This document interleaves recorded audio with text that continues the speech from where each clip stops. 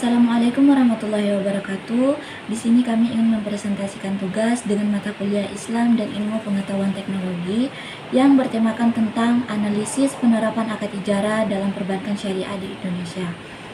Artikel ini disusun oleh saya, Suci Ramadhani HR, dan juga dua rekan saya, Muhammad Dwi Riza dan Rama Putra Padilla. Baik, diawali dengan latar belakang perbankan syariah di Indonesia. Perbankan syariah di Indonesia berkembang sangat pesat dalam 2 dekade terakhir. Salah satu akad penting yang menjadi fondasi pembiayaan adalah akad ijarah, yaitu sistem sewa-menyewa berbasis manfaat. Ijarah penting karena sesuai dengan prinsip syariah, meningkatkan keadilan, transparansi, dan penggunaan aset real. Saat ini, ijarah banyak dipakai untuk pembiayaan kendaraan, alat berat, properti, serta jasa pendidikan dan kesehatan. Dan tujuan penelitiannya itu ada 4. Yang pertama, menganalisis konsep dan variasi akad ijarah termasuk IMBT. Yang kedua, menganalisis bagaimana bank syariah menerapkannya dalam praktik. Yang ketiga, menjelaskan perlakuan akuntansi berdasarkan PSAK 107. Dan yang keempat, mengukur dampak ijarah terhadap ROA dan NPF. Yang selanjutnya itu akan dijelaskan oleh rekan saya. Ya, terima kasih. Perkenalkan, nama saya Muhammad Riza. Saya akan melanjutkan presentasi kali ini. Jadi selanjutnya kita tuh ada metode penelitian. Jadi penelitian menggunakan metode systematic literature review. Data berasal dari 10 jurnal Sinta 1 sampai 6 yang terbit pada tahun 2019 sampai tahun 2014. Analisis dilakukan melalui 3 tahap. 1. Identifikasi jurnal. 2. Klasifikasi berdasarkan tema. Dan 3. Sintesis hasil penelitian untuk melihat pola dan temuan yang penting. Oke, jadi selanjutnya ada di konsep dasar ijarah. Ijarah adalah akad pemindahan manfaat barang atau jasa tanpa memindahkan kepemilikannya.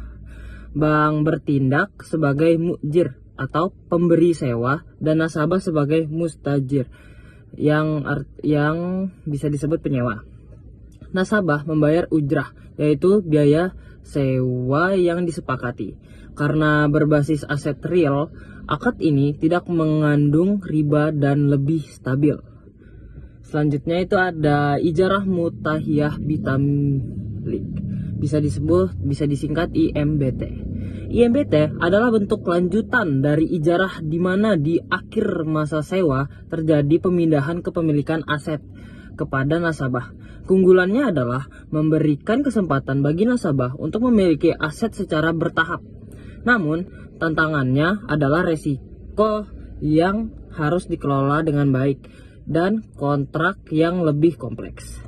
Jadi selanjutnya ada implementasi di perbankan syariah. Dalam praktiknya, ijarah digunakan untuk pembiayaan kendaraan, alat produksi, properti, hingga jasa pendidikan. Bank membeli aset terlebih dahulu, lalu menyewakan kepada nasabah. Penerapan ini didasarkan pada Fatwa DSN MUI 09/2000 tentang ijarah dan DSN MUI 27/2002 tentang IMBT. Tren data menunjukkan bahwa pembiayaan ijarah terus meningkat karena dianggap lebih stabil dan minim resiko. Oke, sekian dari saya. Selanjutnya akan disampaikan teman saya. Terima kasih. Baik, Assalamualaikum warahmatullahi wabarakatuh. Perkenalkan, saya Rama Putra Padilla. Di sini saya akan melanjutkan penjelasan yang sebelumnya dijelaskan oleh teman saya yang bernama Muhammad Dwi Riza. Oke, selanjutnya ada dampak akad ijarah terhadap kinerja bank syariah. Akad ijarah merupakan salah satu akad utama dalam sistem pembiayaan perbankan syariah yang berbasis pada prinsip sewa-sewa menyewanya atas suatu aset atau jasa. Dalam praktiknya, ijarah memungkinkan bank syariah memperoleh pendapat berupa ujrah atau fee sewa dari pemanfaatan aset yang dimiliki oleh bank syariah tersebut. Dan nasabah tanpa adanya unsur riba, akad ini memiliki karakteristik yang relatif stabil karena pendapatan yang diperoleh bank bersifat pasti selama masa akad berlangsung, selama tidak terjadi wan prestasi dari pihak penyewa tersebut. Dan juga ada berbagai penelitian empiris menunjukkan bahwa penerapan akad ijarah memberikan dampak positif terhadap kinerja keuangan bank syariah. Salah satu aktor indikator utama yang sering digunakan untuk mengukur kinerja bank adalah Return on Asset atau yang disingkat ROE, mencerminkan kemampuan bank dalam menghasilkan laba dari total aset yang dimiliki. Dalam konteks pembiayaan ijarah, peningkatan ROE terjadi karena pendapatan ujrah bersifat stabil dan terprediksi, sehingga mampu meningkatkan profitabilitas bank secara konsisten. Berbeda dengan akad bagi hasil yang sangat bergantung pada kinerja usaha nasabah, ijarah memberikan kepastian arus kas bagi bank syariah. Selain itu, ROA akad ijarah juga terbukti mampu menurunkan tingkat non-performing financing atau yang disingkat NPF. NPF merupakan indikator risiko pembiayaan yang menunjukkan persentase pembiayaan bermasalah. Dalam akad ijarah, objek pembiayaan berupa aset terwujud yang tetap berada dalam kepemilikan bank, sehingga apabila terjadi gagal bayar, bank masih memiliki aset yang dapat ditarik kembali atau dialihkan. Hal ini membuat risiko kerugian menjadi lebih rendah dibandingkan pembiayaan berbasis piutang murni. Dengan demikian, ijarah berkontribusi pada peningkatan kualitas aset bank syariah. Dari sisi pertumbuhan, pembiayaan ijarah juga menunjukkan tren yang positif. Tingginya permintaan pembiayaan berbasis aset seperti kendaraan, alat berat, mesin produksi, dan properti membuat akad ijarah menjadi alternatif yang menarik bagi nasabah. Dan selanjutnya, fleksibilitas akad ijarah, khususnya dalam bentuk ijarah muntahiyah bitamlik atau yang disingkat IMBT, memberikan kemudahan bagi nasabah yang ingin memiliki aset di akhir masa sewa. Hal ini mendorong peningkatan volume pembiayaan dan memperluas pangsa pasar bank syariah.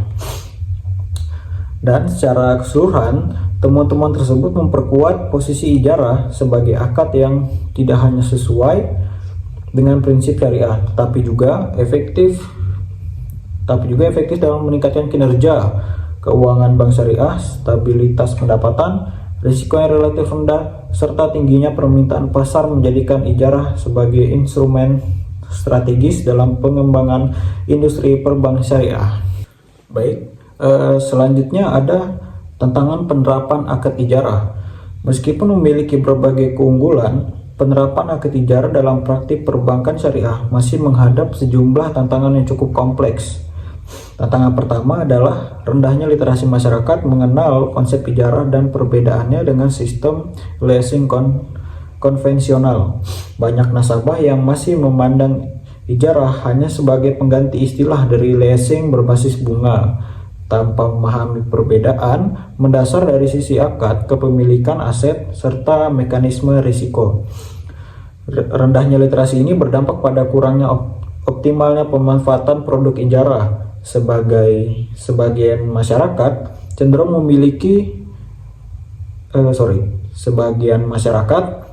memilih produk konvensional yang sudah lebih dikenal, meskipun secara prinsip tidak sesuai dengan nilai-nilai syariah. Oleh karena itu, edukasi dan sosialisasi menjadi tantangan besar bagi bank syariah agar masyarakat memahami keunggulan ijarah, baik dari aspek syariah maupun ekonomi. Tantangan yang kedua berkaitan dengan perbedaan perlakuan akuntansi, khususnya dalam penerapan PSAK 107 tentang akuntansi ijarah. Dalam praktiknya, masih ditemukan perbedaan interpretasi dan penerapan standar akuntansi ijarah antar bank syariah. Hal ini menyebabkan kurangnya konsistensi dalam pelapor keuangan sehingga menyulitkan proses perbankan kinerja antar bank. Ketidakharmonisan ini juga berpotensi menimbulkan ketidakpastian bagi regulator dan investor. Baik, selanjutnya terdapat risiko aset. terutama pada pembiayaan ijarah muntahiyah bitamlik atau yang disingkat IMBT. Dalam skema ini, bank menanggung risiko kepemilikan aset selama masa sewa berlangsung. Risiko tersebut meliputi kerusakan aset, penurunan nilai, depresiasi, hingga risiko kehilangan atau penyalahgunaan aset oleh nasabah. Pengolahan risiko aset memerlukan sistem pengawasan yang kuat serta biaya tambahan seperti asuransi syariah atau takaful yang pada akhirnya dapat mempengaruhi efisiensi pembiayaan. Tantangan lainnya adalah kurangnya digitalisasi dalam sistem ijarah. Di era transformasi digital, sebagian besar proses ijarah masih dilakukan secara manual atau semi digital, mulai dari pencatatan aset, monitoring penggunaan, hingga pengelolaan dokumen akad. Kondisi ini membuat proses menjadi kurang efisien, kurang responsif terhadap kebutuhan nasabah yang menginginkan layanan cepat dan mudah. Tanpa dukungan teknologi juga yang memadai, bank syariah akan sulit bersaing dengan lembaga keuangan konvensional maupun fintech yang menawarkan layanan berbasis digital. Oleh karena itu, digitalisasi menjadi tantangan sekaligus peluang bagi pengembang akad ijarah di masa depan. Oke, selanjutnya ada research gap dalam kajian akad ijarah. Meskipun telah banyak penelitian yang membahas akad ijarah dan dampak terhadap kinerja bank syariah, masih terdapat beberapa kesenjangan penelitian research gap yang perlu mendapat perhatian lebih lanjut. Salah satu gap utamanya adalah minimnya penelitian mengenai digitalisasi akad ijarah, khususnya yang berbasis fintech atau teknologinya blockchain. Padahal teknologi tersebut berpotensi meningkatkan transparansi, efisiensi, serta keamanan dalam pengolah aset ijarah. Selain itu juga masih terbatasnya studi komparatif antar bank syariah terkait efektivitas penerapan akad ijarah. Sebagai besar, penelitian hanya berfokus pada satu bank atau satu negara, sehingga hasilnya belum dapat digeneralisasi secara luas. Penelitian komparatif lintas bank atau lintas negara sangat diperlukan untuk memahami faktor-faktor keberhasilan dan kendala penerapan ijarah secara langsung. Riset gap berikutnya adalah belum adanya modal pengukuran risiko yang spesifik untuk aset ijarah.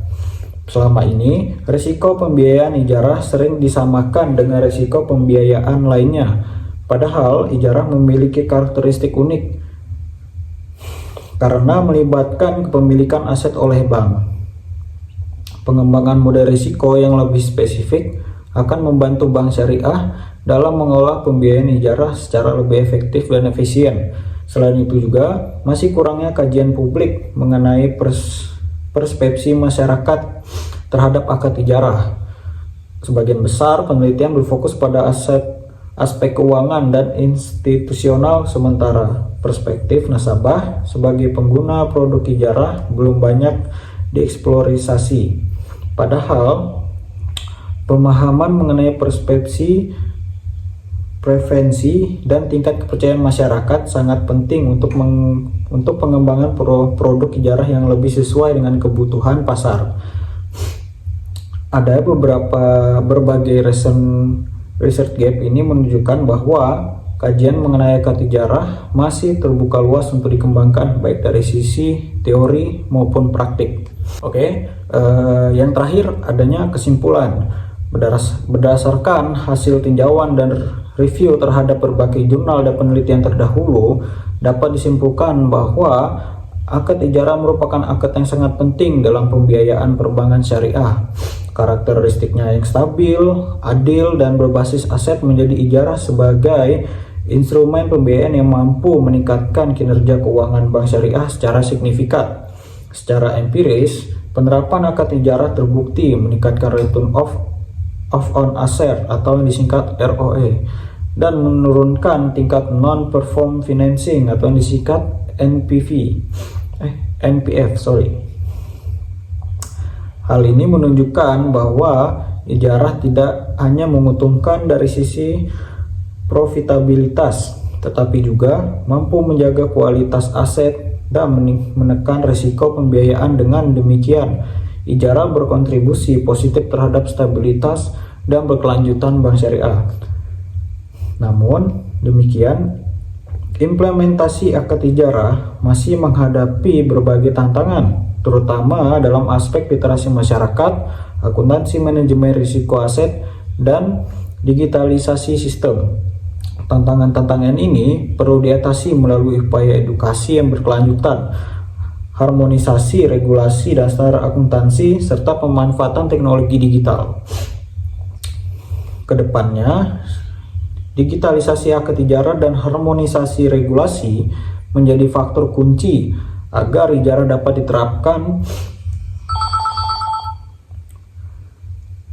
Lanjut. Dukungan dari regulator, akademisi, dan praktisi sangat diperlukan untuk mengembangkan inovasi produk ijarah yang sesuai dengan prinsip syariah sekaligus mampu menjawab kebutuhan pasar modern.